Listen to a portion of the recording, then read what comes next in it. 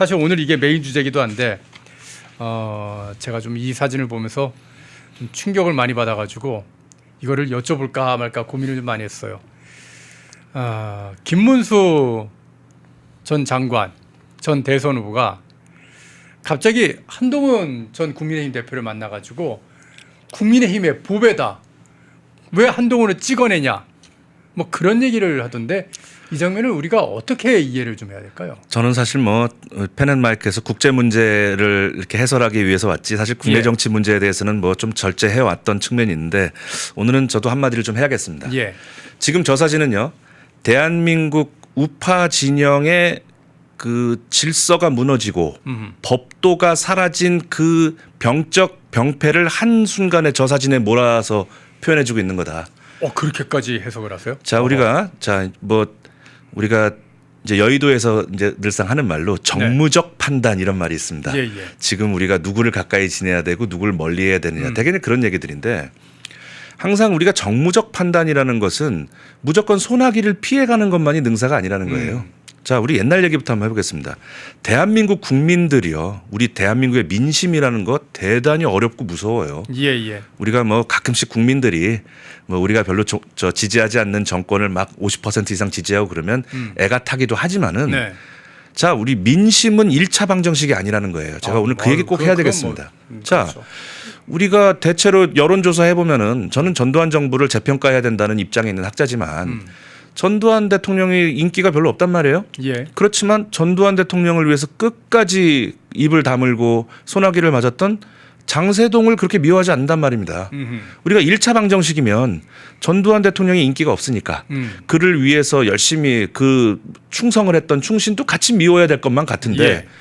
제가 친한 어떤 호남 분이 그래요. 양 박사, 그 장세동이 우리 고향 사람이야.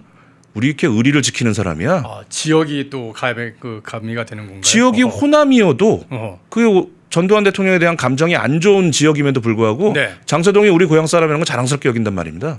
1차 방정식이 아니라고 제가 말씀드리는 거예요. 자, 탄핵 시점에 박근혜 대통령이 인기가 바닥이었습니다. 예. 자, 그러면 인기가 바닥인 대통령이니까 그 대통령을 쥐고 흔들고 그 대통령의 등에 칼을 꽂은 사람이 인기가 올라가야 될 것 같아요. 1차 방정식으로 보면. 그렇죠. 근데 박근혜 대통령을 쥐고 흔들었던 정치인들 지금 유승민이나 뭐 김무성이나 정계 퇴출 수순 아니에요, 그분들? 예, 예. 우리 국민들의 민심이 1차 방정식이 아니라는 거예요. 자, 그럼 저 사진으로 돌아와서 자, 윤석열 대통령이 지금 우리가 뭐 안 됐다 뭐 이렇게 보는 시각도 있지만 미워하는 시각도 있단 말입니다. 지금 또 정권이 무너지고 감옥에 있어요, 지금요. 예. 자, 그러면 윤석열 대통령을 쥐고 흔들고 등에 칼을 꽂고 이런 사람들이 인기가 올라갈 것만 같지만 그건 대한민국 민심을 모르는 소리입니다. 오전에 보니까 우리 저 한동훈 전 대표가 그래도 윤석열 대통령이 너를 키워주지 않았느냐 그랬더니 뭐 그 대답이 개 뭐 같은 소리다 뭐 이렇게 이야기를 하던데 정무적 판단으로는 그런 선택이 옳을런지도 모릅니다. 윤석열 대통령의 인기가 바닥이니까 윤석열 대통령을 좀 강하게 비난을 하면 그 반사의 이익이 나한테 오지 않겠느냐. 택도 없어요. 대한민국 정치와 대한민국 민심의 ABC를 모르는 짓입니다. 저거는. 어허. 자, 그러면 우리가 그러면 김문수라는 이 시대의 어른에게 바라는 것이 저런 모습이 아니라는 이유를 한동훈이라는 뭐 대학 후배 아니겠어요. 서울대 후배고 후배요. 예. 그러면은 그 후배 그러지 말고 너 나랑 같이 손잡고 감옥에 가자. 저 면회 한번 하고 오자. 네 선배 아니냐. 그렇게 다독여야 되는 겁니다. 그게 우리가 원로에게 바라는 모습이죠. 물론 개인적으로 볼 때는 김문수가 이 당에 국민의힘과 우파 진영에 섭섭함이 많을 겁니다. 예. 지난번에 그 대선 후보로 우리가 압도적으로 밀어줬는데 우리 당에서 뭐 인위적으로 뭐 다른 사람을 후보로 내세우겠다고 해서 상처가 많았을 거예요. 그건 있죠. 또 그리고 통상적으로 우리가 대선 후보로 나갔으면 전에 홍준표도 그랬고요.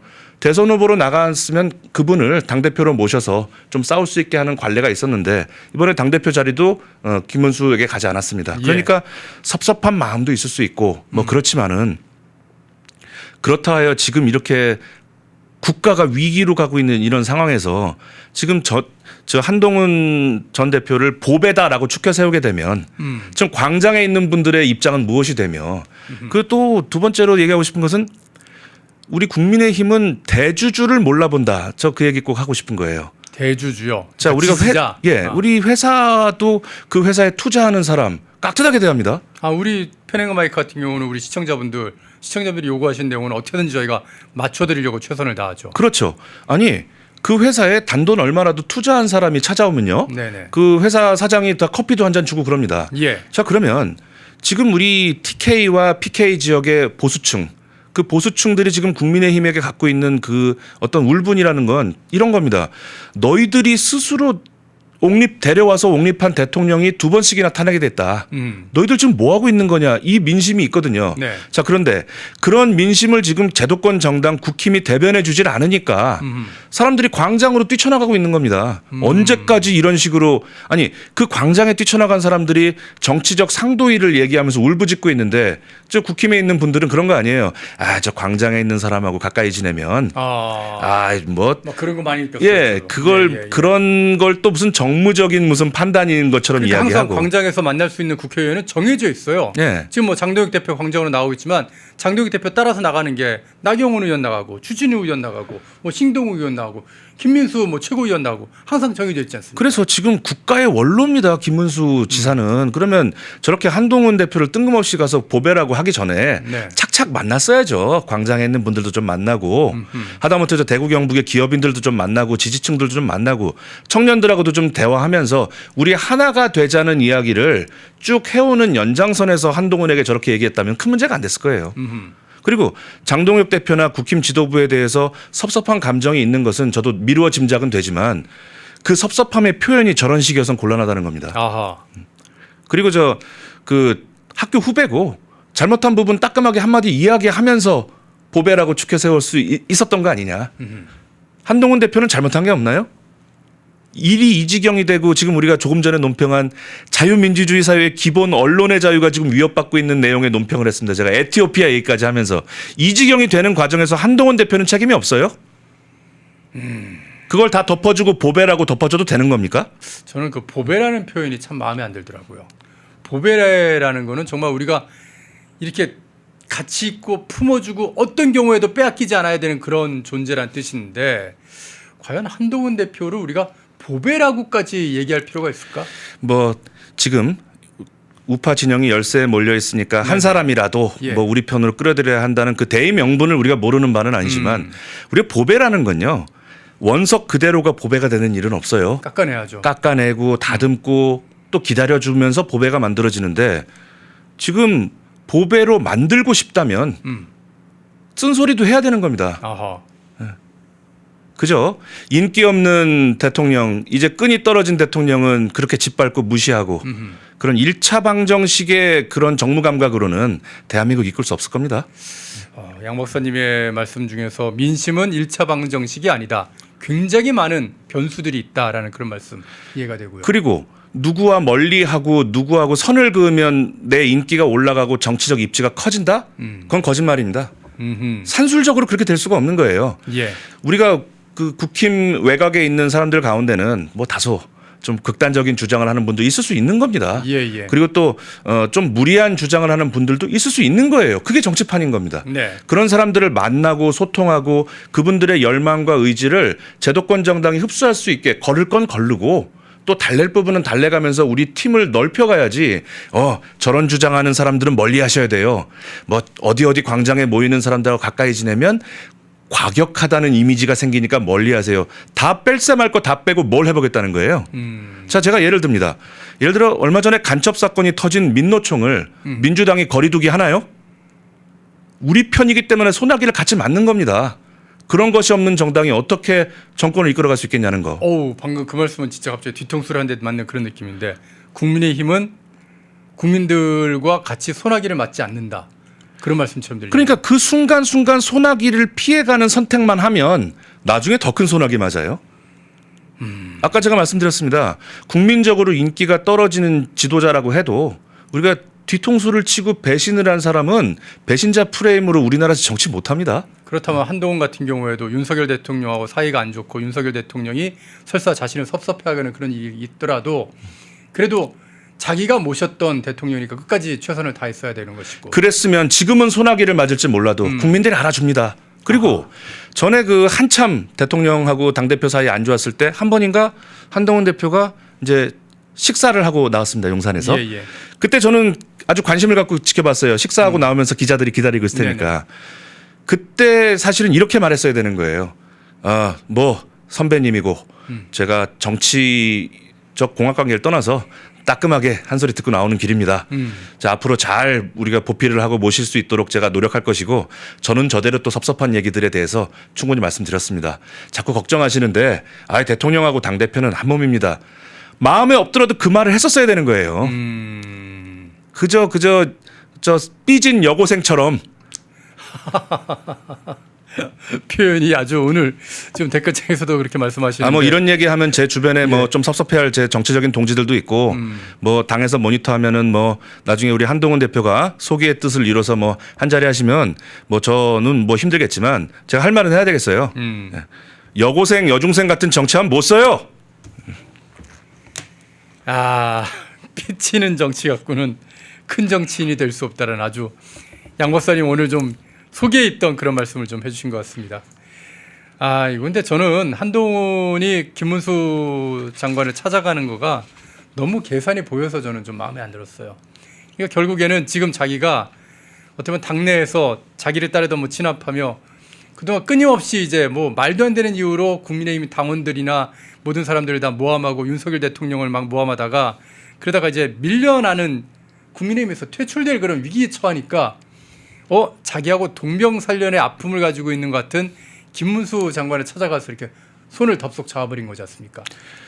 그런 어떤 잔꾀가 너무 싫은 거예요, 저는. 우리가 생각하는 네. 그 어른은 네. 설령 그런 처지가 돼서 찾아왔더라도 자네 그래도 그렇게 하면 안 돼라고 이야기해야 어른인 거예요. 아, 그리고 우리 김문수 전 후보가 지금 저 연령이라든가 걸어온 길로 볼 때 뭐 더 해야 될 자리가 있나요 지금? 후배들에게 양보를 하고 저 후배들끼리 갈등이 생기면 둘이 불러가지고 또 화해도 시키고 그러니까 그러려면은 저렇게 한 사람을 보배라고 칭찬을 하면 한동훈 대표 때 상처받은 사람들하고 화해가 되겠냐는 거예요. 아하. 제가 예전에 그 재밌는 영화를 봤습니다. 그 저 강릉이라는 영화인데 조폭 영화인데 예. 그 조폭의 저 라이벌들끼리 싸우니까 은퇴한 회장님이 나와서 같이 술을 따라주면서 예. 너도 잘못했다 그지? 너도 잘못했네. 둘이 사과해. 이제 우리 아무 일 없는 거다. 우리가 바라는 어른의 모습은 그런 거죠. 어느 한쪽을 편들어갖고 얘가 잘했어. 네가 사과해. 이게 아니지 않습니까? 대한민국 정치가 이렇게 격이 떨어지는 게 어제 오늘 일은 아니지만은 좀 제대로 된 원로를 좀 보고 싶습니다. 저는. 국민의힘을 위해서 진짜 아주 따끔한 그런 질책을 좀 해주신 건데 그렇다면 국민의힘이 조금 더 한 단계 지금 장동혁 대표가 열심히 노력은 좀 하고 있는 것 같은데 부족한 점이라도 할까? 혹은 민주당 쪽에서 좀 벤치마킹했으면 좋을 것 같은 그런 부분 혹시 좀 생각해 보신 건 제가 뭐 지금 제가 이런 지경에서 국민의힘 당대표를 흔드는 것 같아서 좀 미안하지만 대주주가 누군지 헷갈리지 마라. 아하. 우리가 조그만 중소기업도요. 예. 그 회사 어려울 때 이렇게 투자해 준 사람들을 깍듯하게 예우합니다. 자, 그러면 우리 장동혁 대표가 이를테면 호남 지역에도 뭐 왔다 갔다 하고 그 외연을 넓히는 노력은 좋다 이겁니다. 예. 그러면 대한민국 보수, 대한민국 자유민주주의를 대변하는 정당이라면 지금 우리가 저 다부동 전투 기념관 갔나요? 제가 여러 번 얘기합니다 방송에서. 다부동에서 우리가 결사항전은 석 달 동안 해서 수많은 학도병들이 강물이 빨갛게 됐다는 거예요. 피를 흘려가지고. 그렇게 해서 인천 상륙작전을 할 수 있는 시간을 벌고 부산 지역을 임시정부를 지켰기 때문에 대한민국이 살아난 겁니다. 그럼 마땅히 대한민국의 보수정부의 수장이라면은 다부동 기념관에 가서 예의를 갖춰야 되는 겁니다. 근데 어디부터 가는 거예요? 그리고 제가 이거 좀 거친 말일 수 있지만 민심 탐방 이런 거에 속지 마시라. 그 재래시장 같은 데 돌면서 막 팬덤 현상 같이 막 예. 여기에 속지 마시라. 네, 그런 말씀 드리고 싶은 겁니다. 보수주의, 자유민주주의 정당의 수장답게 당당하게 나아가시고 그리고 뭐 당내에서 어떤 이권이나 이런 것에 앞서서 지금 보수 유권자들이 바라는 것은 질서와 규율이 있는 정당을 바라고 있습니다. 법도도 없고 지금 뭐 예를 들면 우리 국힘을 노른자위로 놓고 지금 당무검사하면서 어느 정도 좀 질서를 잡아보려고 노력을 하시잖아요. 예. 지금 그 질서를 잡는 과정에서 우리가 바라는 것은 지금 이 보수 우파 진영에 꼭 이건 당을 말하는 건 아닙니다. 이 보수 우파 진영에 이를테면 위계 질서 내지는 어떠한 일정한 인사 고과의 원칙이 있는가? 아하. 제가 민주당 친구들하고 자주 봅니다만 네. 뭐 저하고 더러 생각을 같이 한 친구들이 많이 있어요. 근데 민주당은 열심히 한 만큼 인사 고과가 있어요.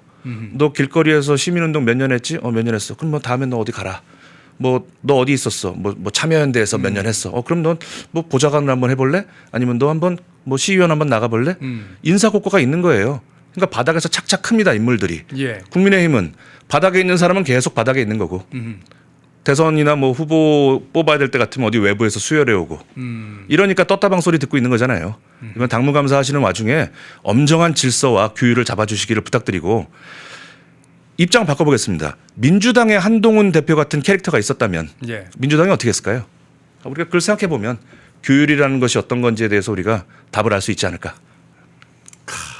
오늘 댓글창이 양 박사님 그동안 보여주셨던 어떤 논평하고는 전혀 다른 이런 모습이 너무너무 좋다. 그리고 동감하고 막 옳소 막 그런 말씀들 지금 굉장히 많이 해주고 계신데요. 저도 지금 보수 깜짝 놀라고 정당이 있습니다. 제대로 예. 못하고 앉아 있으니까 지금 최대원 선배님하고 저하고 국가보안법 폐지하면 안 된다, 언론의 자유 지켜야 된다, 멋들 하고 있는 거예요. 왜 이걸 우리가 해요? 사실 국회의원들이 먼저 나와서 얘기해 주면은 저도 좀 편하고 그 이슈마다 제가 다 따라다니면서 그 뉴스 다 체크해가지고 거기에 대한 논평 다 준비하고 적당한 분들 섭외해서 말씀 듣고 이렇게 안 해도 되거든요. 예. 아유. 저희가 종종 양일구 박사님께 국내 정치와 관련된 부분도 좀 여쭤보도록 하겠습니다. 여러분께서 뭐 좋으시죠? 좋으시면 좋다고 댓글도 좀 많이 달아주시고 응원도 좀 많이 해주시기를 부탁을 좀 드리겠습니다. 이제 더 하실 말 없으신 거죠? 아닙니다. 뭐 제가 기회에. 다소 좀 거친 언사가 좀 부담스러우셨다면은 예. 예, 제가 양해를 구하겠습니다. 예. 저도 좀 속마음으로 너무 마음에 들지 않는 그런 장면이어서 이걸 어떻게 해야 될까? 우리 시청자들께서 과연 원하시는 게 뭘까? 그런 부분들을 고민을 많이 하면서 양 박사님하고 좀 얘기를 한 거고요. 그래서 양 박사님께 좀 시간을 들여서 여러분들의 마음을 속을 뻥 뚫어드릴 만한 그런 논평을 좀 준비를 했습니다. 그렇게 준비한 고민이 좀 있었다는 것도 좀 이해를 좀 해주셨으면 좋겠습니다.